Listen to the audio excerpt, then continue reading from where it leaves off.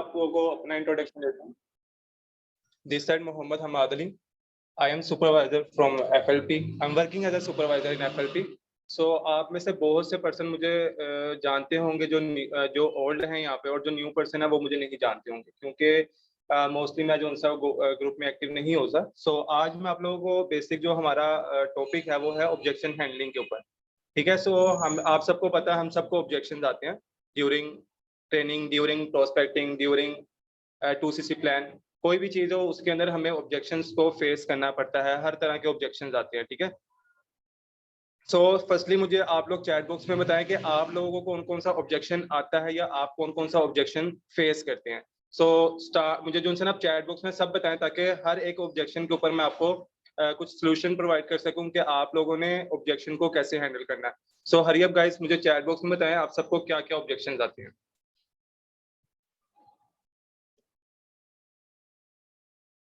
अगर देखें मुझे आप चैट बॉक्स में रिप्लाई करेंगे और मुझे पता चलेगा कि क्या ऑब्जेक्शन आते हैं, देन मैं आप लोगों को गाइड करूंगा।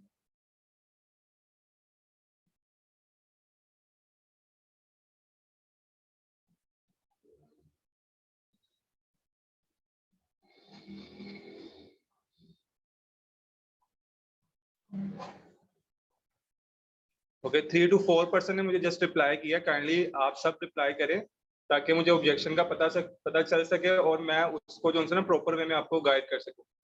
तो काइंडली मुझे सब बताएं।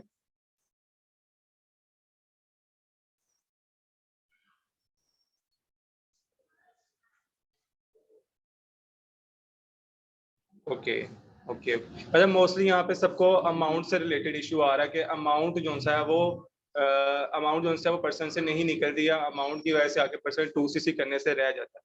ठीक है। सो आज मैं आप लोगों को ना A to Z each and everything मैं आपको गाइड करूंगा कि कौन कौन सा ऑब्जेक्शन हमें फेस करना पड़ता है या कौन कौन सा मोस्ट कॉमन ऑब्जेक्शन हमें आता है, लेकिन जिसके ऊपर हम सब जाके लैग करते हैं वो जो है ना अमाउंट इशू ही आता है। ठीक है। अमाउंट इशू ही आता है। बट मैं आप सबको वन बाय वन हर एक ऑब्जेक्शन के ऊपर जो है ना आपको डिटेल में गाइड करने वाला हूँ कि हम कैसे ऑब्जेक्शन को हैंडल कर सकते हैं। ठीक है। सो स्टार्ट करते हैं। पहला ऑब्जेक्शन, आप मुझे ये बताएं कि आप लोग साथ अपने अपने जो है नोटबुक और पेन लेके बैठे हैं, ताकि जो चीज मैं आपको बता रहा हूँ एटलीस्ट वो आप नोट डाउन कर सकें। ठीक है। नोट डाउन कर सकें। और जब आप इस चीज को इम्प्लीमेंट करेंगे तो आप लोगों को किसी सीनियर के पास जाने की जरूरत नहीं होगी। आप खुद ब खुद जो है ना अपने प्रोस्पेक्ट को खुद हैंडल कर सकते हैं। आप खुद अपने हर पर्सन का ऑब्जेक्शन को हैंडल कर सकते हैं। ठीक है। सो मुझे बताएं आप सब जो सा है वो नोटबुक लेके बैठे।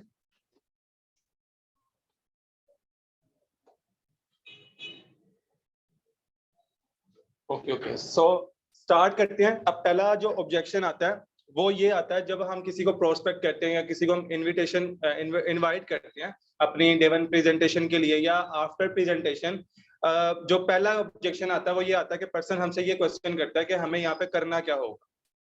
ठीक है। पहला ऑब्जेक्शन क्या है, लिख लें, करना क्या होगा। मैं आपको वन बाय वन हर एक जो सा ऑब्जेक्शन के बारे में गाइड करूंगा। सो हो सकता है कि आपको आज से पहले इस तरह डिटेल में किसी ने गाइड ना किया हो। सो पहला जो ऑब्जेक्शन है उसमें आपको जो पहला कॉमन ऑब्जेक्शन आता है वो ये होता है कि हमें करना क्या होगा। आप मुझे बताएं कितने पर्सन को ये ऑब्जेक्शन फेस करना पड़ता है।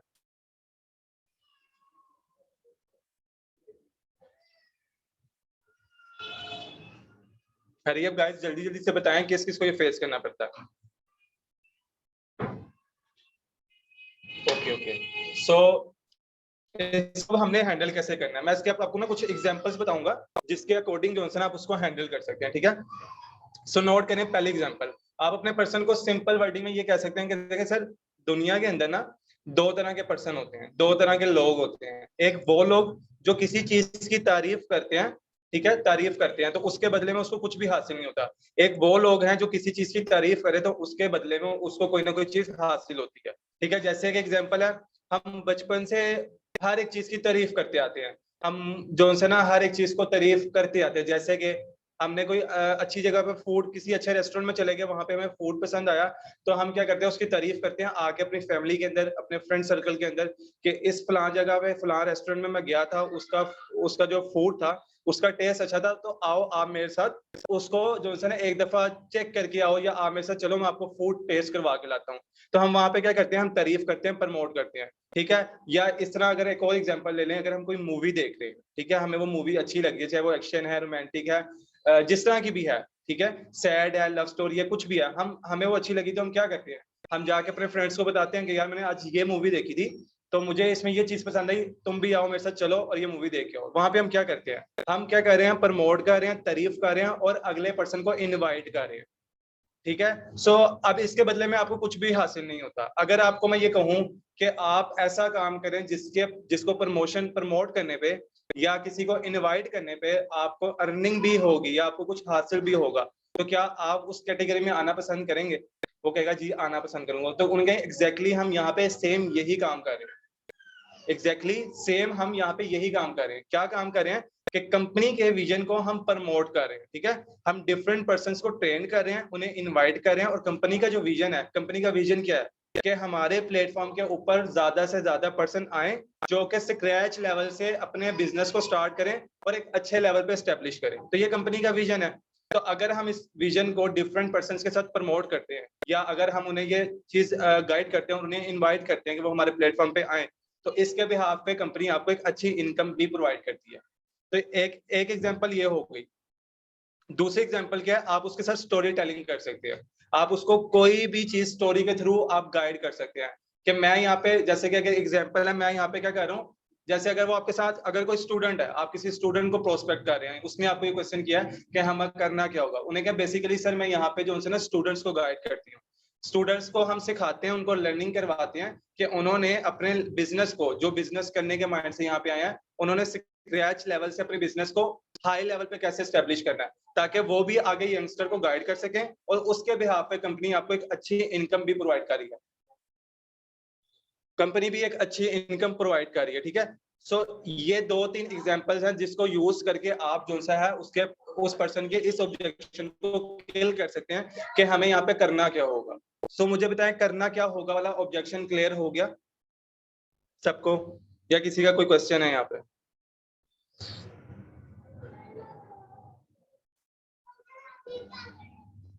क्लियर है सबको?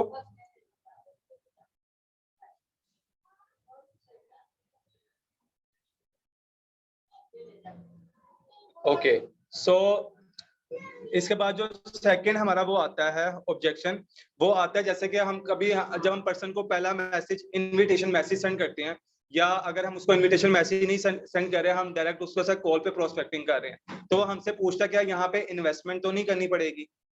आप मुझे बताएं ये वाला ऑब्जेक्शन किस किस को आता है? चैट बॉक्स पे बताएं काइंडली, ये ऑब्जेक्शन किसको फेस करना पड़ता है कि हमें यहाँ पे इन्वेस्टमेंट तो नहीं करनी पड़ेगी?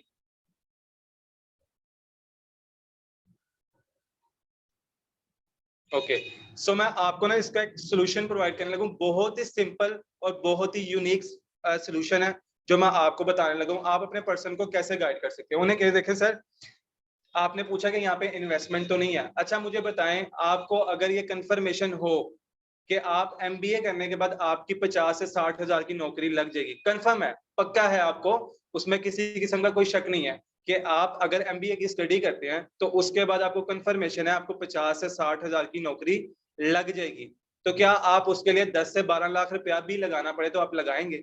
वो कहेगा जी लगाऊंगा। उन्हें क्या, अच्छा अगर मार्केट के अंदर कोई एक ऐसा कोर्स है जिसकी अमाउंट है 1000 रुपीज और उसको खरीदने के बाद हमें इस बात की कंफर्मेशन नहीं है कि आप जो सा है आपको उस कोर्स से कोई बेनिफिट हो भी सकता है या नहीं होगा, कंफर्म नहीं है, तो क्या आपकी या मेरी जेब से वो 1000 रुपीज निकलेंगे?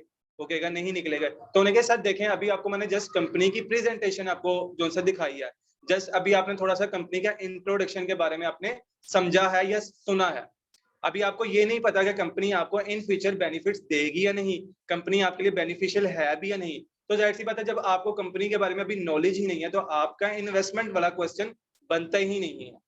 ठीक है, आप सिंपल जो सा है, ओके मैं रिपीट कर देता हूँ बट क्लियर, पहले आप किस तरह कर सकते हैं, आप उसे ये कह सकते हैं कि सर देखें, अगर आपको ये कंफर्मेशन है कि आप एमबीए करने के बाद आपकी 50 से 60 हजार की 1 लाख रुपए की नौकरी लग जाएगी, तो क्या आप उसके लिए 10 से 12 लाख रुपया भी लगाना पड़े तो आप लगाएंगे? क्योंकि आपको कंफर्म है मुझे नौकरी मिलनी है तो आप लगाएंगे। वो कहेगा जी लगाऊंगा। उन्हें कहे अगर मार्केट के अंदर कोई ऐसा कोर्स मिल रहा है जिसकी कीमत 1000 रुपया है और उसको लेने के बाद, उसको पढ़ने के बाद, उसको खरीदने के बाद हमें इस चीज की कंफर्मेशन नहीं है कि क्या हमें उसको पढ़ने के बाद कोई फायदा होगा या नहीं होगा, तो क्या आपकी या मेरी पॉकेट से वो 1000 रुपया भी निकलेगा? वो कहेगा नहीं निकलेगा। तो उन्होंने कहा सर अभी मैंने जस्ट आपको कंपनी की प्रेजेंटेशन दिखाई है, कंपनी का डे 1 सेशन दिखाया है, जिसमें आपको जस्ट थोड़ी सी कंपनी की इंफॉर्मेशन दी गई है। अभी आपको ये नॉलेज नहीं है कि कंपनी आपके लिए इन फ्यूचर बेनिफिशियल है या नहीं है। अभी आपको कंपनी के प्लान्स के बारे में, कंपनी की प्रोडक्ट्स के बारे में कुछ भी नॉलेज नहीं है। तो आप कैसे कह सकते हैं कि मैंने यहाँ पे पैसे लगाने हैं? अभी क्या है, आप जस्ट ट्रेनिंग के ऊपर फोकस करें, ठीक है? ट्रेनिंग तो आपको फ्री ऑफ कॉस्ट दी जा रही है। ज्वाइन करना या ना करना, या पैसे लगाना या लगाना, ये बात का मैटर है। तो आप पहले थोड़ा सा कंपनी के बारे में सीख लें, समझ लें, थोड़ी सी नॉलेज ले लें। देन जब आपको लगेगा कि मैं यहाँ पे, ये कंपनी मेरे लिए बेनिफिशियल है या मैं यहाँ पे इंटरेस्टेड हूँ, देन आप मुझसे ये क्वेश्चन कीजिएगा, मैं आपको इसका जो है ना फर्दर सोल्यूशन प्रोवाइड करूंगी। तो ये मैंने बहुत सिंपल वर्डिंग में आपको बताया कि इस एग्जांपल के थ्रू आप उसको इन्वेस्टमेंट वाला ऑब्जेक्शन किल कर सकते हैं। सो अब मुझे बताएं, सबको क्लियर है? सबको क्लियर है ऑब्जेक्शन वाला, इन्वेस्टमेंट वाला ऑब्जेक्शन? रिपीट करने की जरूरत तो नहीं है? Okay okay. इसके बाद किसी को ये क्वेश्चन आता है कि क्या हमें यहाँ पे प्रोडक्ट सेल करना पड़ेगा, या यहाँ पे हमें कोई मतलब सेलिंग करनी पड़ेगी कोई चीज? ऐसा किसी को ऑब्जेक्शन आता है? ऐसा किसी को ऑब्जेक्शन आता है? ओके। सो इसको आप कैसे हैंडल कर सकते हैं, मैं वो आपको बताने लगूं। सो मुझे बताएं, आप साथ साथ नोट डाउन कर रहे हैं ना? मैं ज्यादा स्पीड में तो नहीं बोल रहा? पता है, साथ साथ नोट डाउन कर रहे हैं आप लोग? Okay good. सो इसको आप कैसे हैंडल कर सकते हैं? देखिए, अगर आपसे कोई ये क्वेश्चन करते हैं ना, क्या मुझे यहाँ पे कोई चीज सेलिंग करनी पड़ेगी, तो उन्हें सिंपल वर्डिंग में जवाब दें, हाँ करनी पड़ेगी। लेकिन अगर कोई आपसे पूछता है कि क्या मुझे एज अ सेलमैन यहाँ पे सेलिंग करनी पड़ेगी, तो उसका जवाब है ना। आप थोड़ा सा पहले सेल को समझ ले, सेल है क्या, सेल कहाँ कहाँ पे नहीं। ओके, मैं थोड़ा स्लो बोल लेता हूँ, सॉरी। अगर कोई आपसे ये पूछता है कि क्या मुझे यहाँ पे सेलिंग करनी होगी, तो उसका आंसर है जी, करनी होगी। लेकिन अगर कोई आपसे ये क्वेश्चन करता है कि क्या मुझे एज अ सेलमैन यहाँ पे सेलिंग करनी होगी, तो उसका आंसर है नो। अब सेल होती क्या है, थोड़ा सा उसके बारे में समझ लें कि सेल क्या होती है। देखें, सेल ऐसी ट्रांजैक्शन का नाम है जो आप कहीं ना कहीं पे कर रहे हैं। एग्जांपल है, आपने छोटे बच्चों को देखा होगा कि वो अपने फादर के साथ, उनको कोई चीज पसंद आती है, तो वो अपने फादर को कह रहे होते हैं कि मैंने ये चीज लेनी है। फॉर एग्जाम्पल, साइकिल लेनी है। छोटे बच्चे अपने फादर को ये जो ना थोड़ा सा कहते हैं कि हमने लेनी है, मुझे पसंद आ गई, मुझे ये लेके दो। वहां पे क्या हो रहा है, बच्चा अपने फादर के साथ ट्रांजेक्शन कर रहा है, ठीक है? ट्रांजेक्शन कर रहा है। या अक्सर औकात आपने देखा होगा, आपके पेरेंट्स जब हम मैट्रिक में होते हैं या स्कूल लाइफ में होते हैं, तो हमारे पेरेंट्स क्या कहते हैं, आप इस क्लास के अंदर अच्छे नंबर ले आओ तो मैं आपको ये चीज लेके दूंगा। वहां पे फादर क्या कर रहा है, ट्रांजेक्शन कर रहा है, ठीक है? अगर चले मैं, और अगर यहाँ पे हमारे साथ बॉयज भी हैं, गर्ल्स भी हैं, तो मैं आपको एक और फनी सी एग्जांपल दे देता हूँ। कोई लड़का लड़की को प्रपोज करता है कि यार तुम मेरे साथ रिलेशन में आ जाओ, ठीक है, तो मैं तुम्हें खुश रखूंगा। तो वहां पे क्या कर रहा है, वो भी ट्रांजेक्शन कर रहा है कि तुम मेरे साथ रिलेशन में आओ तो मैं तुम्हें खुश रखूंगा। मतलब के कहने का मतलब ये है कि आपकी हर जगह पे ट्रांजेक्शन हो रही है, हर जगह पे आपकी सेल हो रही है, ठीक है? अब क्वेश्चन आता है, क्या मुझे यहाँ पे प्रोडक्ट सेल करनी पड़ेगी? अब सेलिंग ना दो तरह की होती है। ट्रांजैक्शन, जैसे कि आप कोई चीज ले रहे हो या दे रहे हो, वो ट्रांजैक्शन है, ठीक है? आप अगर आप बैंक में जाते हो, एटीएम कार्ड में जाके वहां से अमाउंट निकलवाते हो, वो भी ट्रांजैक्शन है। आपके वालिद साहब आपको कोई चीज खरीद के दे रहे हैं, वो भी ट्रांजैक्शन है, ठीक है? आप किसी के साथ अपने इमोशंस को शेयर कर रहे हो, वो भी ट्रांजैक्शन है, ठीक है? तो जो ट्रांजैक्शन, जहां पे ट्रांजैक्शन का वर्ड यूज हो जाए ना, वो सेल में आता है, कि आपका कोई भी ट्रांजैक्शन सेल होती है। अब सेल दो तरह की होती है। कंपनी हर कंपनी के अंदर दो तरह की सेल होती है, या तो वो प्रोडक्ट को सेल करते हैं या वो प्रोजेक्ट को सेल करते हैं, ठीक है? अब यहाँ पे बात आती है, क्या मुझे एज अ सेलमैन काम करना पड़ेगा या एज अ सेलमैन मुझे यहाँ पे सेलिंग करनी पड़ेगी? उसका जवाब है ना। अब जैसे कि एग्जांपल है, मैंने प्रोडक्ट सेलिंग वाला, मैं आपको पहले ऑब्जेक्शन हैंडल कर देता हूँ। एग्जांपल है, मेरे पास है एयरबड्स, ठीक है? एयरबड्स हैं, वो एप्पल कंपनी के हैं। अगर आप, मैंने उसको सेल करने हैं, एग्जांपल है, वो 1000 रुपीज के हैं। कंपनी ने कहा आप अगर उसको 1000 का सेल करते हो तो उसके पीछे आपको 20% कमीशन मिल रहा है। मतलब एक प्रोडक्ट को सेल करने का आपको 200 रुपया मिल रहा है, ठीक है? 200 रुपया मिल रहा है। तो अगर मैं एक प्रोस्पेक्ट है, उसको कॉल पे लिया, अब मैं उसको उसकी स्पेसिफिकेशन बताने बैठ गया इसका ये स्पेसिफिकेशन है, इसकी ये क्वालिटी है, ये इतने का है, ये इस कंपनी का है, मतलब उसको ईच एंड एवरीथिंग गाइड करने बैठ गया। अब उसके दौरान मेरे 15 से 20 मिनट लग गए। अब आधे घंटे के बाद आउट ऑफ द बॉक्स जाके अगर वो मेरी रिस्पेक्ट करके वो प्रोडक्ट खरीद भी लेता है, फॉर एग्जाम्पल वो एयरबड्स खरीद भी लेता है मुझसे 1000 रुपए का, उसके पीछे मुझे कमीशन का मिला 200 रुपया। अब मैंने टाइम कितना लगाया, आधा घंटा टाइम लगाया, ठीक है। अब एग्जाम्पल है, मैं अगर पूरा दिन लगा के 5 प्रोडक्ट्स को सेल करता हूँ तो मुझे पूरे दिन के अंदर अर्निंग कितनी हुई, 1000 रुपया, ठीक है। और अगर मैं पूरे मंथ को उसके साथ कैलकुलेट करूं तो मुझे पूरे मंथ के अंदर 30,000 मिला। तो क्या हम लोग इसके लिए नेटवर्क मार्केटिंग करते हैं? क्या जो हमारे सीनियर्स है क्या 30,000 कमाने के लिए नेटवर्क मार्केटिंग करते हैं? ऑब्वियसली नॉट, नहीं करते ना। नेटवर्क मार्केटिंग ये तो नहीं है।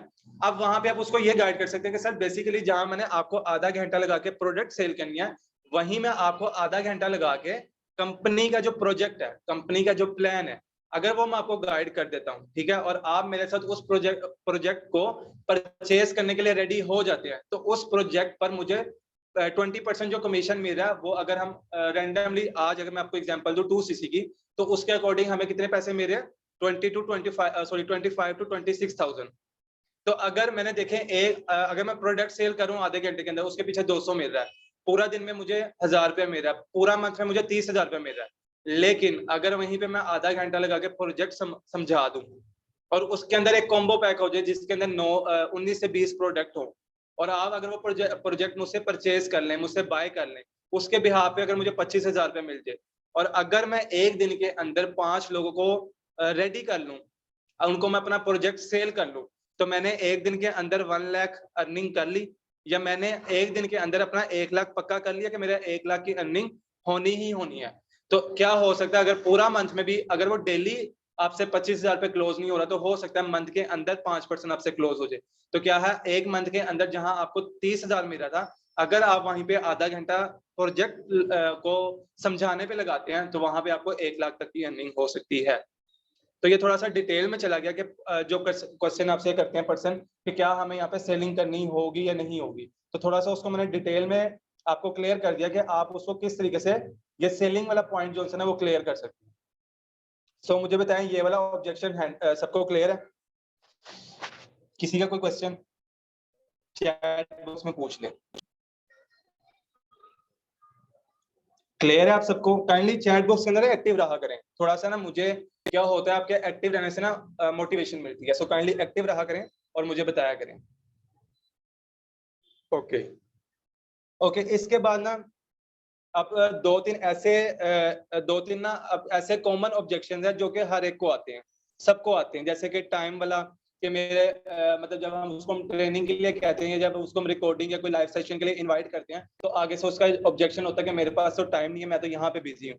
या आपको इस तरह का भी ऑब्जेक्शन आता है कि मैं सोच कर बताऊंगा, ठीक है। या आपको इस तरह का ऑब्जेक्शन आता है कि यहाँ पे तो सिर्फ टॉप वाले पर्सन है, या जो टॉप वाले लीडर है वही अर्निंग करते हैं, जो बॉटम वाले हैं वो अर्निंग नहीं करते।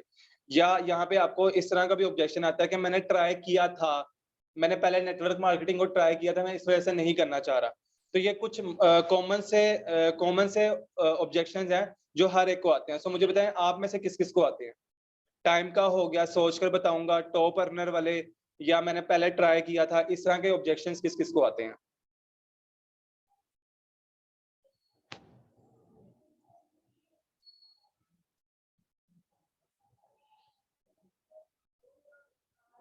ओके ओके, सो अब देखें, मैं आप लोगों ना वन बाय वन करके इसको मैं क्लियर करूंगा कि आप ना इन ऑब्जेक्शंस को कैसे हैंडल कर सकते हैं, ठीक है। सो पहला ऑब्जेक्शन है टाइम का, जो आपको कहते हैं ना कि टाइम, जैसे कि एग्जांपल अगर हमारी 3 दिन की ट्रेनिंग चल रही है या 4 दिन की ट्रेनिंग चल रही है, तो उस पे आप उसका टाइम वाले ऑब्जेक्शन को कैसे हैंडल कर सकते हैं? आप उसे ये कह सकते हैं, ओके, उसको आप कैसे हैंडल कर सकते हैं? आप उसको ऑप्शंस दे सकते हैं। ऑप्शंस कैसे देने हैं आप सुन लें, ऑप्शंस कैसे देने हैं। आप उसे बोलें कि सर या तो आप मुझे डेली के 45 मिनट्स दे दें, ठीक है, या तो आप मुझे डेली के 45 मिनट्स दे दें, या आप मुझे सैटरडे संडे दे दें, या आप ऐसा करें मेरे पास संडे को ना पूरा दिन, आपने पूरा दिन मुझे देना है, उसमें आपने कोई अदर वर्क नहीं करना, आपने पूरा संडे वाला दिन मुझे देना है।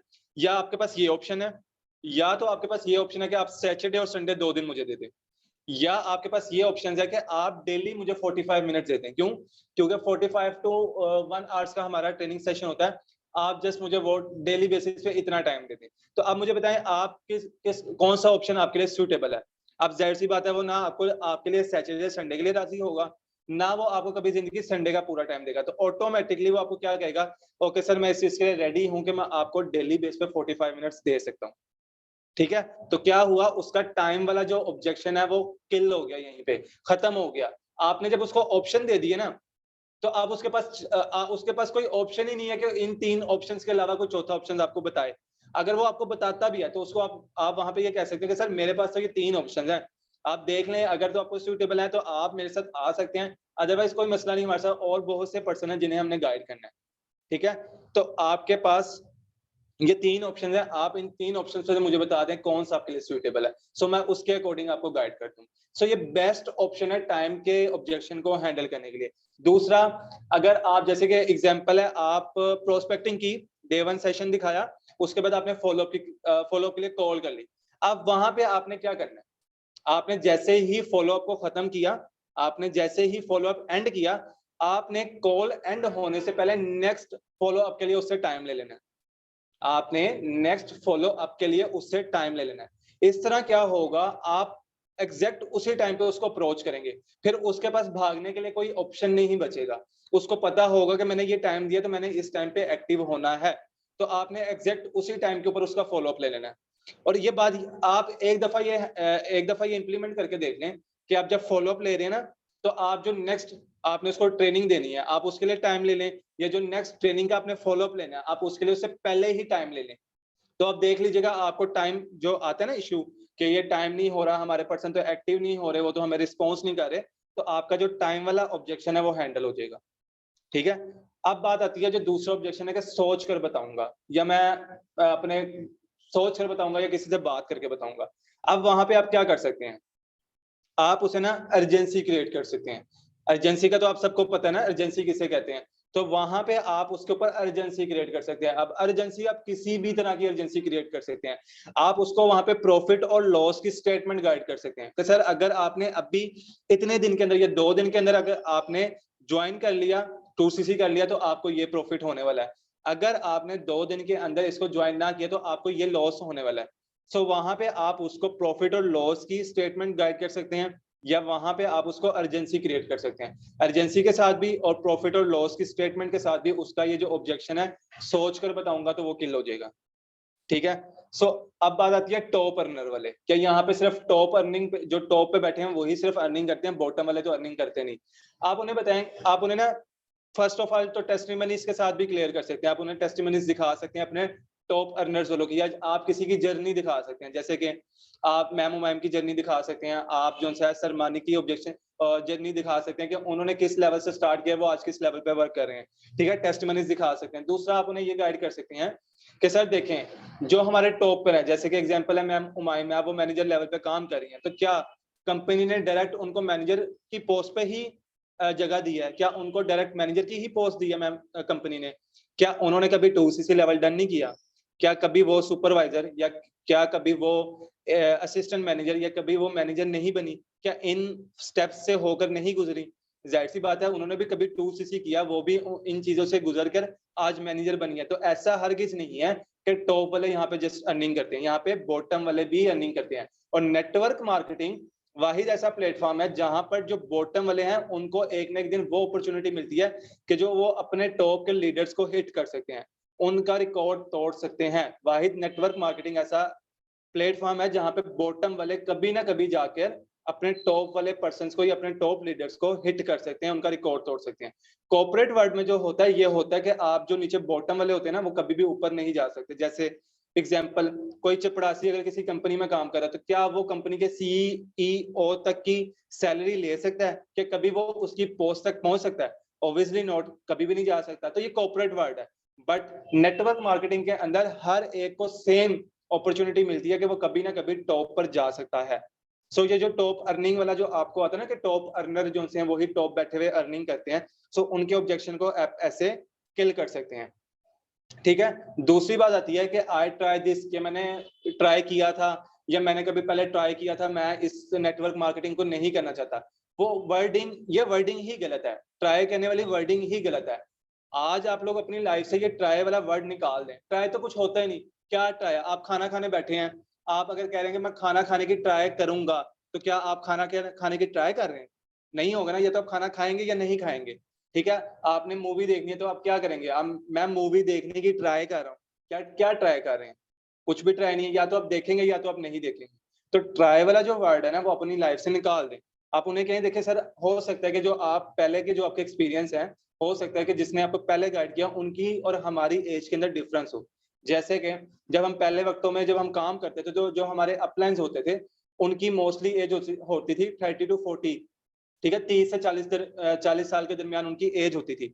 तो क्या होता था, वो अपनी एज के मुताबिक हमें ट्रेन करते थे। और जब हम आगे से मार्केट के अंदर, क्योंकि मोस्टली हमारे साथ मार्केट में यंगस्टर आ रहे हैं, ठीक है, नेटवर्क मार्केटिंग को यंगस्टर ज्वाइन कर रहे हैं, तो जब हम वही ट्रेनिंग को जब यंगस्टर की तरफ लेके जाते थे, तो क्या होता था, यंगस्टर को वो समझ नहीं आती थी। क्यों? क्योंकि एज का डिफरेंस आ जाता था। बट अभी हम क्या कर रहे हैं, जब हमारे जो अपलाइंस हैं, जो हमारे सीनियर्स हैं, वो भी यंगस्टर हैं, वो हमें ट्रेनिंग भी एज अ यंगस्टर की तरह दे रहे हैं, और हम जो आगे गाइड कर रहे हैं, वो भी हम एज अ यंगस्टर को ही गाइड कर रहे हैं। सो हमारे दरमियान एज का डिफरेंस नहीं है। सो यहाँ पे आपको हम एज अ यंगस्टर गाइड कर सकते हैं, हम आपको ये ट्रेन कर सकते हैं कि आप अपने बिजनेस को 0 लेवल से हाई लेवल पे कैसे लेके जा सकते हैं। तो जो आप उस पर्सन को ऐसे भी हैंडल कर सकते हैं, ताकि वो दोबारा आपको ये वर्ड ना यूज करे कि मैं ट्राई करूंगा, या तो वो करेगा या तो वो नहीं करेगा। 2 ऑप्शंस होंगे उसके पास। सो जो ये कॉमन ऑब्जेक्शंस हैं, टाइम का सोच कर बताऊंगा, टॉप अर्निंग, ट्राई दिस, ये वाले ऑब्जेक्शंस क्लियर हो गए या रिपीट करने की जरूरत है?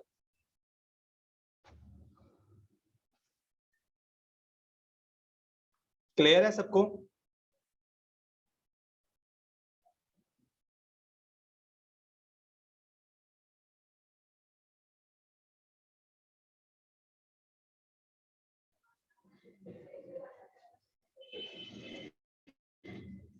क्लियर है सबको? अच्छा, टॉप अर्नर वाला दोबारा से बता दूं? ओके, मैं बता देता हूँ। मैम किरण, क्या अगेन करना है मुझे? आप ऑब्जेक्शन बता दें, मैं क्लियर कर देता हूँ।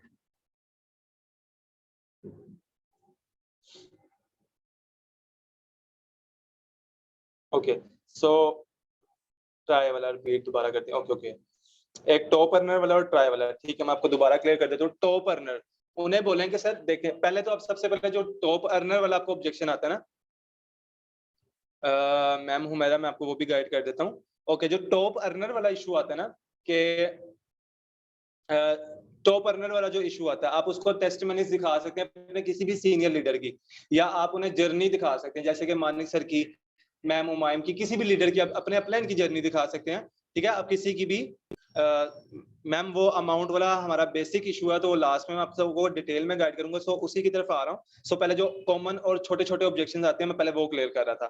ठीक है, तो अमाउंट इशू वाले ऑब्जेक्शन पे भी मैं आता हूँ। सो टॉप अर्नर को आप कैसे कह सकते हैं कि आप उन्हें टेस्टिमनी दिखा सकते हैं। दूसरा, आप ये गाइड कर सकते हैं कि देखिए सर, जो हमारे टॉप लीडर हैं, जैसे एग्जांपल है मैम हुमायूं है, तो क्या कंपनी ने डायरेक्ट उनको मैनेजर पोस्ट दी है? क्या क्या कभी उन्होंने 2cc नहीं किया? क्या कभी वो एएस लेवल से नहीं गुजरी? जाहिर सी बात है, उन्होंने भी कभी एएस लेवल किया था, 2cc किया था। ठीक है,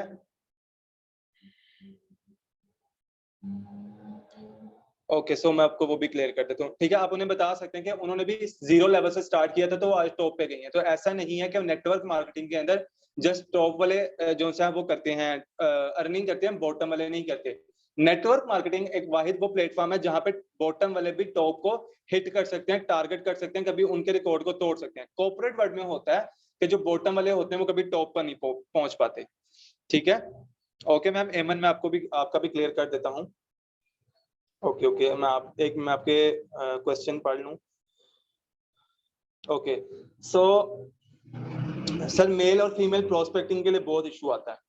देखिए सर, अगर जो फीमेल तो प्रोस्पेक्टिंग कर रही है ना, उसके लिए आई थिंक मेल और फीमेल के लिए कोई प्रोस्पेक्टिंग करना मुश्किल काम नहीं है।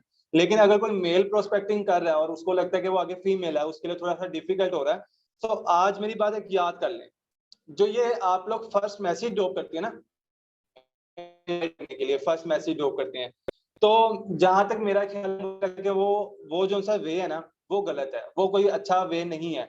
कि हम पहला मैसेज ड्रॉप करें और उसके बाद वो रिप्लाई करे, कोई पर्सन रिप्लाई करता है, कोई नहीं करता, कोई भूल गया होता है कि मैंने फॉर्म फिलअप किया। सो बेस्ट वे ये है, देखें आपने देखा होगा जब आप कहीं किसी जॉब के लिए अप्लाई करते हैं, किसी भी चीज के लिए अप्लाई करते हैं, तो इंटरव्यू के लिए आपको बकायदा कॉल आती है। क्या कभी उस बंदे ने या उस इंसान ने आपको आपके नंबर पर टेक्स्ट मैसेज किया, या आपको कभी व्हाट्सएप पे टेक्स्ट मैसेज आया कि हम आपको कॉल करेंगे? नहीं होता ना, डायरेक्ट आपको कॉल की जाती है कि आपने इस चीज के लिए अप्लाई किया था, आपको इसके रिगार्डिंग कॉल की जा रही है। तो बेस्ट वे ये है कि आप कोई भी हो, चाहे मेल हो कोई फीमेल हो, आप डायरेक्ट उसको कॉल कर लें सिम के ऊपर, छोटा सा पैकेज लगवा लें वीक का, आप डायरेक्ट सिम के ऊपर कॉल कर लें, सिम के ऊपर कॉल करके प्रोफेशनल वे में उनसे बात करें, देन आपकी प्रोस्पेक्टिंग इजी होगी और आपकी जो प्रोस्पेक्टिंग के पर्सन है उनका रेशियो भी इंक्रीज होगा।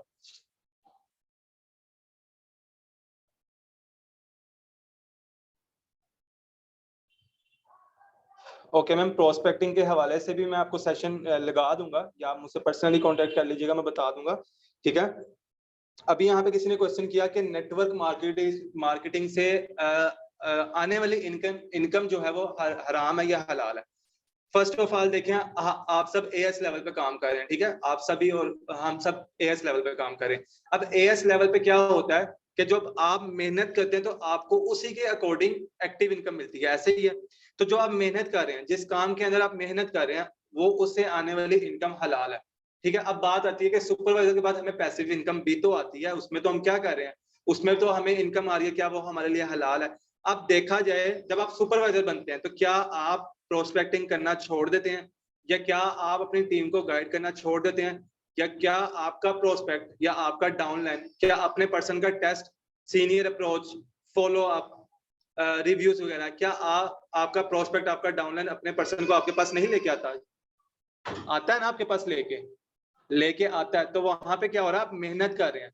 तो मुझे और नेटवर्क मार्केटिंग की कंपनीज का तो नहीं पता, बट जहां फॉरएवर की बात आती है वहां पे आपको जो इनकम आ रही है, चाहे वो पैसिव इनकम आ रही है, चाहे वो आपको एक्टिव इनकम आ रही है, दोनों ही हलाल है, ठीक है। बट इसके बारे में थोड़ा सा डिटेल में आपको मैं बता दूंगा, बट आज जो हमारा मेन टॉपिक है वो थोड़ा सा ऑब्जेक्शन हैंडलिंग के ऊपर है, ठीक है। सो होप सो आप लोगों को यहाँ तक क्लियर हो गया होगा। सो आप मुझे बताएं, क्लियर है?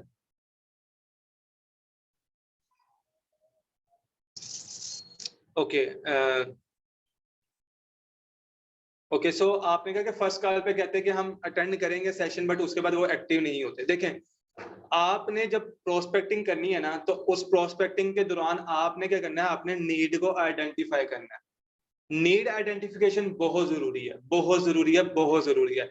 जब आपको अगले पर्सन की नीड का पता होगा ना, तभी आपके साथ पर्सन आपके साथ काम करेगा। नीड क्या होती है?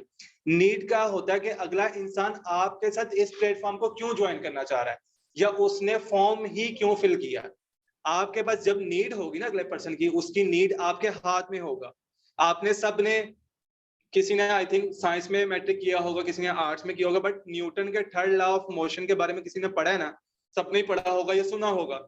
तो न्यूटन का थर्ड लॉ ऑफ मोशन क्या कहता है? Every action has a reaction, मतलब हर एक्शन का रिएक्शन है, हर एक्शन का कुछ ना कुछ रिएक्शन है, ठीक है।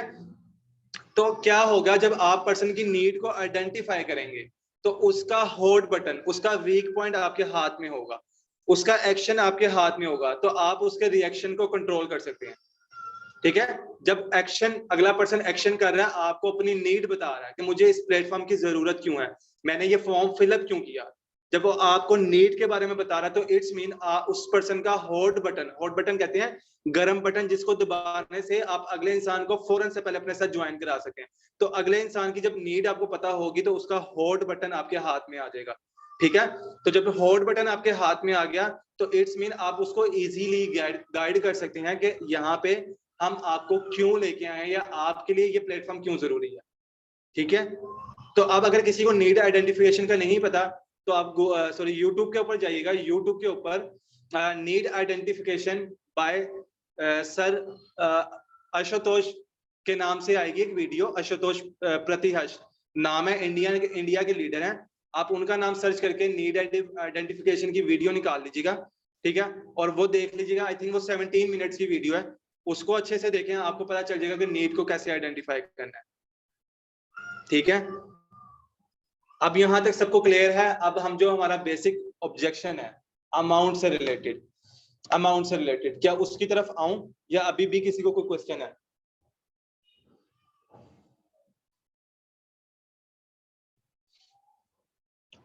प्रोस्पेक्ट को फर्स्ट कॉल के लिए जो बेस्ट टाइम है ना मैम, वो आपको खुद सेट करना है।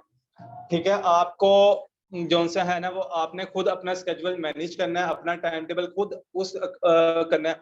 ठीक है, मैं आपको ना, हो सकता है होप सो कल मैं आपको एक और जो सा वो सेशन कंडक्ट करूं टाइम मैनेजमेंट के ऊपर, या अगर आप लोग मुझसे पर्सनली कांटेक्ट कर सकते हैं, सो मैं एक शायद हो सकता है लर्निंग कॉल, ग्रुप कॉल जिसे कहते हैं, व्हाट्सएप कॉल रख लूं, उसके ऊपर आपको टाइम मैनेजमेंट का क्लियर कर दूंगा, आप टाइम मैनेज कैसे कर सकते हैं। उसमें मैं आपको 8+8+8 का फॉर्मूला बता सकता हूँ।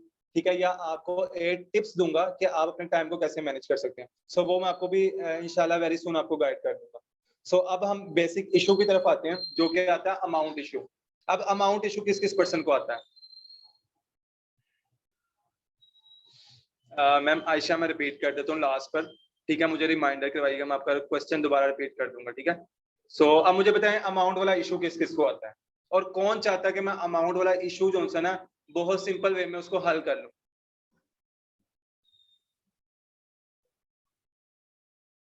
सबको ही आता है, अप्रोक्सीमेटली सबको ही आता है। ठीक है, सो अब मैं आपको ना कुछ एक फ्रेमवर्क बताने लगा हूँ, फ्रेमवर्क।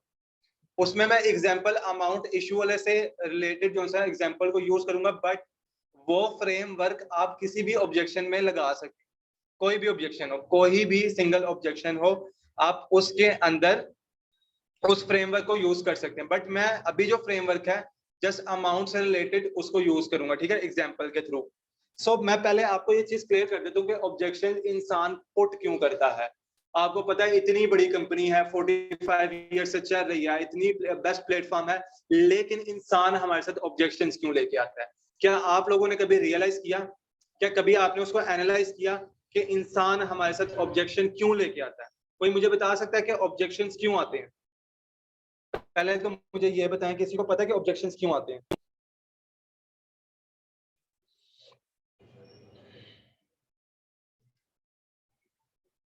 बताएं, अगर किसी को पता है तो मुझे बताएं ऑब्जेक्शंस क्यों आते हैं।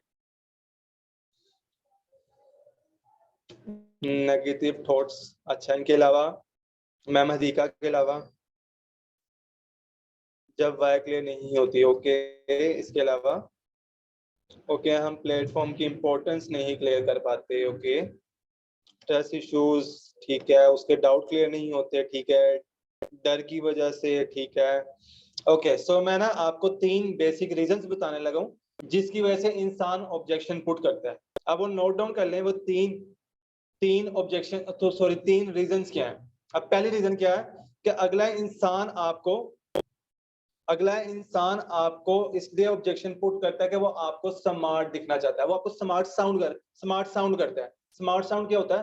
वो आपको जस्ट स्मार्ट दिखने के लिए आपसे ऑब्जेक्शन करता है, मतलब ऑब्जेक्शन बनता नहीं है, जबरदस्ती का ऑब्जेक्शन लेके आता है। जैसे कि एग्जांपल, वो आपसे पूछ सकता है कि इस प्रोडक्ट के इंग्रेडिएंट्स बताओ, इसके अंदर इंग्रेडिएंट्स क्या है। अब चाहे उसने अपनी जिंदगी के अंदर कभी किसी प्रोडक्ट के इंग्रेडिएंट्स पूछे ना हो, वो आपसे आके ऑब्जेक्शन कर सकता है। क्यों? क्योंकि वो आपको वहां पे स्मार्ट दिखना चाहता है, वो अपने आप को स्मार्ट दिखा रहा है। तो पहला रीजन क्या है? स्मार्ट साउंड, वो आपको स्मार्ट दिखने के लिए ऑब्जेक्शन कर रहा है। दूसरी रीजन क्या है? मोस्टली पर्सन चाहते हैं कि उनको क्लैरिफिकेशन हो, वो वाकई में चाहते हैं कि उनको क्लियर हो कि ये ऑब्जेक्शन क्यों है। वो ऑब्जेक्शन इसलिए पुट करते हैं कि वाकई रियल में चाहते हैं कि वो उनको क्लैरिफिकेशन मिले। तो दूसरा रीजन क्या है कि इंसान चाहता है कि मुझे क्लैरिफिकेशन मिले। तीसरा रीजन क्या है? तीसरे रीजन के अंदर हमारा रिफ्लेक्ट सेक्शन काम करता है। अब रिफ्लेक्ट सेक्शन क्या होता है? एग्जाम्पल, आप किसी कपड़े वाली शॉप के अंदर घुसे हो, ठीक है, आपने कपड़ा लेना है, आप उसी माइंडसेट के साथ कपड़े वाली शॉप के अंदर गए हो। लेकिन जब कपड़े का कोई शॉप वाला बंदा आपको आके कहता है, सर मैं ये आपको ये दिखाऊं, मतलब वो बोलने लगता है, तो आप वहां पे नहीं नहीं नहीं नहीं सर, जरूरत नहीं है, मैं तो वैसे ही देख रहा हूँ।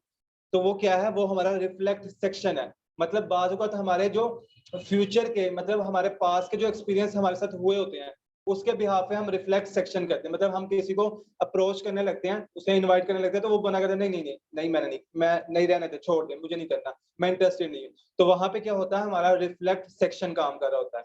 हमारे पास के जो एक्सपीरियंस हमारे माइंड में चल रहे होते हैं, उसकी वजह से रिफ्लेक्ट सेक्शन जो है वो हमारा काम करता है। तो ये 3 बेसिक रीजंस हैं जिनकी वजह से इंसान अपने ऑब्जेक्शंस को पुट करता है।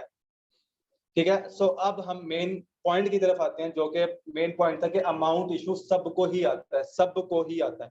ठीक है, ओके, थर्ड वाली दोबारा बताऊं। थर्ड वाली यह है कि हमारा रिफ्लेक्ट सेक्शन काम करता है। रिफ्लेक्ट सेक्शन क्या होता है, कहीं पे हम गए, कोई कपड़े वाली शॉप के अंदर के कपड़ा आप देख रहे हैं, तो कपड़े का जो शॉप का जो पर्सन है वो आगे कहता है कि सर मैं आपको ये कपड़ा दिखाऊं, तो वहीं पे हम उसको मना कर देते हैं, नहीं नहीं नहीं सर। हो सकता है कि भाई उसकी तरफ देख लो, शायद उसकी बात सुनने से आपको कुछ पसंद आ जाए, आप उसकी तरफ देख लो, तो हो सकता है कोई आपकी काम की चीज आपको वहां पे नजर आ जाए, लेकिन क्या होता है हम मना कर देते हैं। तो वहां पे क्या होता है, हमारा रिफ्लेक्ट सेक्शन काम कर रहा है। ओके, जो पाकिस्तान में हालात हैं उसके सबको अमाउंट इशू आते हैं। सो अब हम अमाउंट इशू की तरफ आ रहे हैं। अब कोई ऑब्जेक्शन नहीं, किसी को कोई क्वेश्चन का आंसर अब मैं नहीं करूंगा। होप सो आप लोगों को काफी ज्यादा ऑब्जेक्शंस क्लियर हो गए होंगे। जी जी, मैं रिकॉर्डिंग शेयर कर दूंगा। ओके, सो अब हम बेसिक पर्पस, बेसिक प्रॉब्लम की तरफ आते हैं कि अमाउंट का इशू आता है। ठीक है, सो अब मैं आपको फ्रेमवर्क बताने लगा हूं। अब कौन कौन चाहता है कि मैं अगले इंसान को कुछ ऐसा बोलूं कि अगला इंसान मुझे खुद कन्विंस करे, मुझे उसको कन्विंस ना करना पड़े। मैं कुछ ऐसे पॉइंट्स उसको बताऊं जिसके बिहाफ पे वो पर्सन खुद मुझे आके अप्रोच करे, मुझे उसके पास ना जाना पड़े, वो खुद मुझे आके कहे भाई बताओ कब हम स्टार्ट करें, मुझे बताओ कब हम क्लोजिंग करें, मुझे बताएं आगे क्या करना है, मुझे बताएं वर्क कैसे स्टार्ट करना है। कौन कौन चाहता है कि आप कौन कौन चाहता है कि मुझे ये चीज मिल जाए कि जिसकी वजह से अगला इंसान मुझे आके ये बोले कि सर ज्वाइन करवाएं, कब ज्वाइन करवा रहे हैं, बताएं बिलिंग कब करनी है, मुझे बताएं 2cc कब करना है। अब कौन कौन इस चीज के लिए एक्साइटेड है? ओके, सो अब मैं आपको फ्रेमवर्क बताने लगा हूँ, नोट डाउन करना है, नोट डाउन कर लें ताकि वो फ्रेमवर्क आपको किसी ऑब्जेक्शन के अंदर भी मजा मजा तो आएगा, जाहिर सी बात है मजा आएगा। सो ये फ्रेमवर्क है, आपने नोट डाउन करना है। अब पहला, अगर एग्जांपल है आपने उसको अमाउंट का बताया और वो आपको कह रहा है कि मुझे अमाउंट इशू आता है, ठीक है। अब मैंने ये 5 मिनट्स के अंदर क्लियर करना है, तो थोड़ा ध्यान से सुनिएगा। अब वो कह रहा है कि मुझे अमाउंट इशू आ रहा है, मेरे पास पैसे नहीं है, मैंने ट्राई किया था, मुझे अमाउंट अरेंज नहीं हुई। तो अब आपने पहली चीज उसको क्या कहनी है, उन्हें बोले सर, पहली चीज नोट डाउन कर लें, उन्हें बोले कि सर सच में ऐसा है या आप मेरे साथ बहाना लगा रहे हैं, क्या सच में ऐसा है या आप मेरे साथ बहाना लगा रहे हैं, या आप बहाना लगा रहे हैं, आप मुझसे सच बोलने की आपके अंदर हिम्मत नहीं हो रही। बट देखें सर, आप अगर यहाँ पे सच बोल देंगे ना तो मेरा कुछ भी नहीं जाएगा, क्यों? क्योंकि मेरे साथ और बहुत से ऐसे लोग हैं जो मेरे साथ ज्वाइन होना चाहते हैं। सो अगर तो आपका बहाना है, काइंडली तब भी सच बता दें। अगर आपके पास वाकई जेन्युइन इशू है कि आपके पास अमाउंट अरेंज नहीं हो रही, तब भी मुझे बता दें। तो वहां पे वो क्या करेगा, अगर तो वो बहाना कर रहा होगा तो वो बता देगा जी सर मैं बहाना कर रहा, sorry I am not interested. वहां पे क्या होगा, आपका टाइम वेस्ट होने से बच जाएगा। आप वहां पे सिंपल उसके साथ हैंडशेक करें, थैंक यू बोले, उन्हें कहा ठीक है सर कोई मसला नहीं, thank you so much, in future अगर आपके साथ काम करने का मौका मिला तो जरूर करेंगे, thank you so much, take care, अल्लाह हाफिज, मूव ऑन नेक्स्ट प्रोस्पेक्ट। लेकिन अगर वो कहता है कि सर नहीं नहीं मुझे सच में अमाउंट का इशू आ रहा है, अब वहां पे आपने सेकंड चीज क्या यूज करनी है, आप उन्हें बोले सर पक्की बात है, नहीं आप उसको सेकंड चीज क्या बोलेंगे, sir are you sure, are you sure, बाकी पक्की बात है। आप उसको पूछ सकते हैं आर यू श्योर आपको अमाउंट का इशू आ रहा है। अब सेकंड वहां पे दोबारा वो आपको क्या करेगा, कन्विंस करेगा, जी जी सर मुझे पक्की बात है अमाउंट का इशू आ रहा है, जी सर मैं श्योर हूं मुझे अमाउंट का इशू आ रहा है। अब वहां पे अपने थर्ड चीज का यूज करनी है, सर पक्की बात है, आपको पक्की बात है सर, कंफर्म है, पक्की बात है कि आपको यही इशू आ रहा है, आपको अमाउंट का इशू आ रहा है, पक्की बात है। अब देखें आपने यहाँ पे क्या किया, 3 दफा आपने अगले पर्सन को कन्विंस करवाया कि वो आपको बार बार बोले जी सर मैं करना चाहता हूँ, जी सर मुझे ये इशू आ रहा है, सर पक्की बात है मुझे ये इशू आ रहा है, मैं करना चाहता हूँ बट मुझे अमाउंट का इशू आ रहा है। अब ये 3 चीजें हैं जो आप किसी भी ऑब्जेक्शन के अंदर पुट कर सकते हैं। तो वहां पे वो क्या करेगा, जी सर मैं करना चाह रहा हूँ, सर पक्की बात है मैं करना चाह रहा हूँ, जी जी सर पक्की बात है मैं करना चाह रहा हूँ। तो उस इंसान ने 3 दफा आपको कन्विंस किया कि मैं करना चाह रहा हूँ, मैं करना चाह रहा हूँ, करना चाह रहा हूँ, अब मुझे इसका सोल्यूशन प्रोवाइड करें। अब बात आती है हमने इसका सोल्यूशन प्रोवाइड करना है।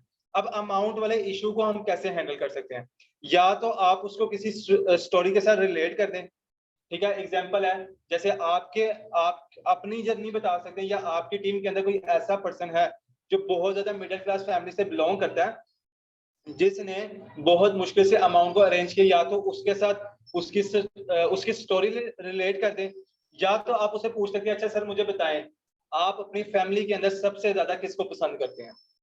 ऑब्वियसली बात है, वो वहां पे कहेगा कि मैं अपने पेरेंट्स को सबसे ज्यादा पसंद करता हूँ। ठीक है, तो उसे बोले अच्छा सर मुझे बताएं, अगर आपके फर्ज कर ले, एग्जाम्पल ले लें, आपके जो पेरेंट्स हैं उन्हें किसी ऐसे केस के अंदर जेल हो जाती है जो उन्होंने किया भी नहीं, या किसी ऐसे क्राइम के अंदर, किसी ऐसे जुर्म के अंदर उन्हें जेल हो जाती है, ठीक है, जो उन्होंने किया ही नहीं।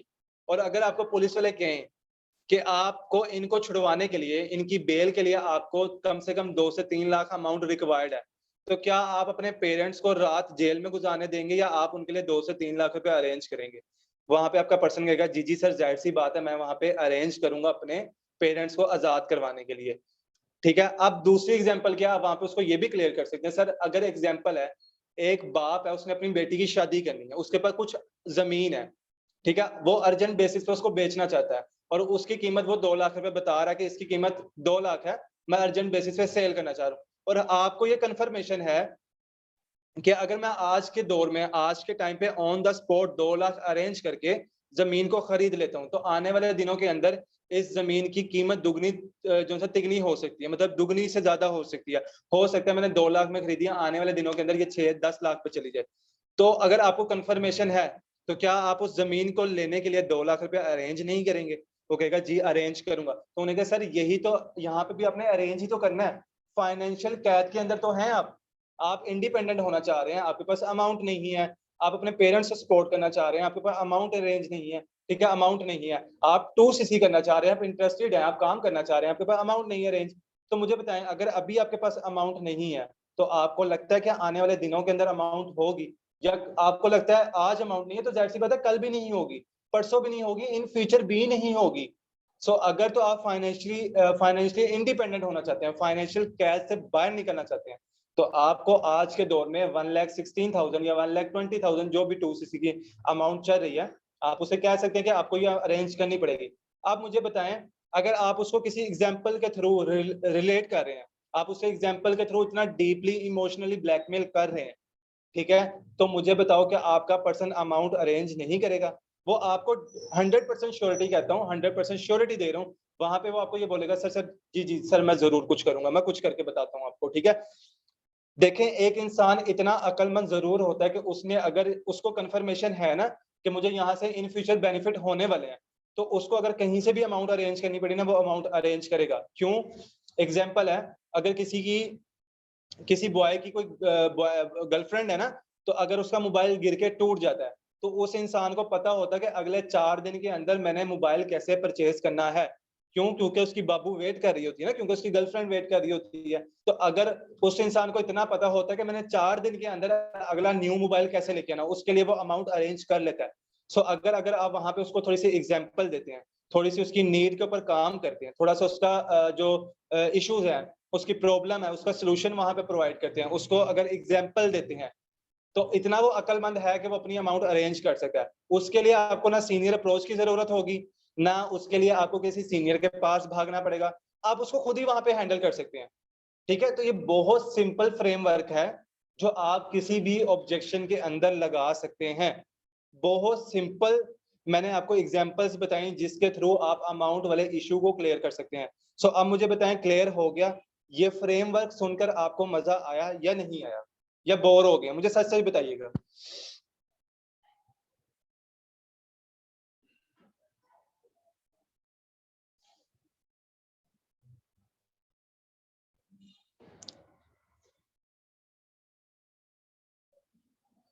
ओके, सो मैं अपनी इंस्टा आईडी भी शेयर कर देता हूँ, कोई मसला नहीं।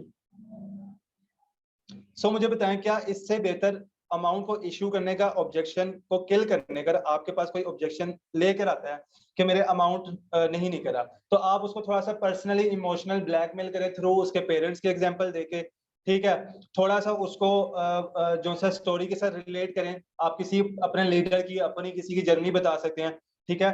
सो आप ज़ाहिर-सी बात है कि इंसान अपने पेरेंट्स के साथ ही ज़्यादा प्यार करता है, तो उसको थोड़ा-सा पेरेंट्स से रिलेटेड एग्ज़ाम्पल देकर उसका अमाउंट इश्यू क्लियर कर सकते हैं। सो अब मुझे बताएँ, इतने आप लोगों को मैंने ऑब्जेक्शंस किल करने के ऑब्जेक्शंस बताए, सॉल्यूशंस बताए हैं। मुझे बताएँ आज से पहले क्या आपको इतने मैं अपने आप को ज़्यादा बेहतर नहीं समझता। और आप में मोस्टली मुझे पर्सन जानते भी नहीं है, बट अल्हम्दुलिल्लाह मुझे यहाँ पे वर्किंग करते हुए 1.5 साल हो गया। मार्च 2022 के अंदर की मेरी ज्वाइनिंग है, मार्च 2023 भी गुजर चुका है। मुझे काम करते हुए यहाँ पे 1.5 साल हो गया, एज अ वर्किंग सुपरवाइजर काम कर रहा हूँ, ठीक है। सो आप में मोस्टली पर्सन मुझे नहीं जानते होंगे, क्योंकि आप में मोस्टली पर्सन न्यू हो गए, ठीक है। और मैं ग्रुप के अंदर इतना एक्टिव होता भी नहीं, क्योंकि मैं अपना जॉब भी कर रहा हूँ साथ साथ। अल्हम्दुलिल्लाह जहाँ पे मैं जॉब कर रहा हूँ वहाँ पे मैं एज अ मैनेजर जॉब कर रहा हूँ, ठीक है। सो मुझे लगता है कि आप लोगों को इससे पहले जो ऑब्जेक्शन के सॉल्यूशन मैंने बताए हैं, आई थिंक होप सो कि आपको इससे पहले किसी ने क्लियर नहीं किए होंगे। इंशाल्लाह मैम, इंशाल्लाह सर, इंशाल्लाह। सो मुझे बताएं, आप किसी को कोई क्वेश्चन है? सबको क्लियर हो गया तो हम अपनी मीटिंग को एंड करें। आपको आज के सेशन में मजा आया? ओके, सो मैं आपको एक मिनट वेट करें, मैं आपको एवरीवन पर अपनी इंस्टा की आईडी शेयर कर देता हूँ, आप देख लीजिएगा। आई एम हमाद के नेम से मेरी इंस्टा की आईडी है, सो ये मैंने शेयर कर दिया, ठीक है। सो मैंने शेयर कर लिया, आप लोग देख लें और काइंडली फॉलो कर दीजिएगा। सो फॉलो बैक मैं भी कर दूंगा आप लोगों को। ओके ओके, जी जी सर, मैं भी फॉलो करूंगा। सो काइंडली पहले आप लोग फॉलो करें, ठीक है। बाकी का अगर किसी ने पर्सनली मुझसे कांटेक्ट करना हो तो मेरा जो है ना मेरी ग्रुप के अंदर जाके चेक कर लीजिएगा। आई एम हमाद के नेम से ही मेरी जो है ना वो आपको अबाउट शो हो रहा होगा, थोड़ा स्टाइलिश फॉन्ट लिखा हुआ है। सो आप पर्सनली मुझसे कांटेक्ट कर सकते हैं, ठीक है। बट जब भी आप मुझसे कांटेक्ट करें विद अपलाइन नेम जरूर मेंशन कीजिएगा कि मेरी ये अपलाइन है, मैं इसका डाउनलाइन बात कर रहा हूँ। सो मैं आप लोगों का जो है ना कांटेक्ट सेव कर लूँ, ठीक है। सो आई होप टू कि आप लोगों को सबको काफी कुछ क्लियर हो गया होगा। मैम हुमायूं का जो ग्रुप है, आप लोगों का जो ग्रुप है एएस वाला, उसके अंदर बात कर रहा हूँ, ठीक है। सो इंशाल्लाह उम्मीद है कि अब आप लोग ऑब्जेक्शंस को हैंडल कर सकते हैं थ्रू जितने भी मैंने आपको सॉल्यूशंस बताए हैं। और आई होप कि आप लोगों ने मैं रुके, अगर स्क्रीन शेयरिंग होती है तो मैं आपको दिखा देता हूँ, 2 मिनट वेट करें।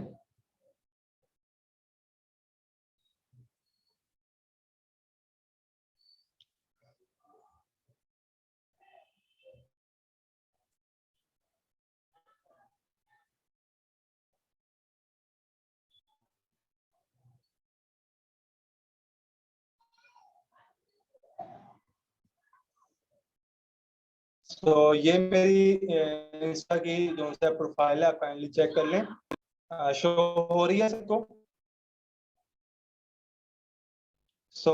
आप इसका स्क्रीनशॉट ले लें। वैसे मैंने आपको अपना इंस्टाग्राम शेयर कर दिया, सो आई होप कि आप लोगों को शेयर होगी। बाकी पर्सनली जिसने कांटेक्ट करना हुआ तो वो मुझसे कर सकता है। ओके, सो आई थिंक आप लोगों को क्लियर हो गया। काइंडली आप लोग ग्रुप में जाएं, अपने बहुत रिस्पेक्टेड जो रिव्यूज हैं, क्योंकि आप लोगों के रिव्यूज मेरे लिए रिस्पेक्टेड है, सो काइंडली अपने रिव्यूज को शेयर कीजिएगा, ठीक है। और थोड़ा सा ताकि मुझे आपके रिव्यूज से ना थोड़ी सी मोटिवेशन मिल जाएगी। सो अब तक के लिए आई थिंक आप लोगों को क्लियर हो गया होगा। काइंडली आप जिसका भी क्वेश्चन है ना वो काइंडली मुझसे पर्सनल आके क्वेश्चन कर ले, ठीक है। मैं इंशाल्लाह आप सबको क्वेश्चन आंसर कर दूंगा। जो अगर किसी को कोई क्वेश्चन है तो ग्रुप में मुझे मेंशन करके क्वेश्चन कर ले, मैं इंशाल्लाह वहां पे क्लियर कर दूंगा। और हो सकता है होप सो आने वाले दिनों के अंदर मैं आपको टाइम मैनेजमेंट, नीड आइडेंटिफाई, इन चीजों के ऊपर भी होप सो हो सकता है सेशन कंडक्ट कर दूं, ठीक है। सो अगर मेरे पास टाइम हुआ तो इंशाल्लाह मैं जरूर करूंगा। बाकी आप लोग सब अपना अपना ख्याल रखिएगा, ठीक है। अपना अपना ख्याल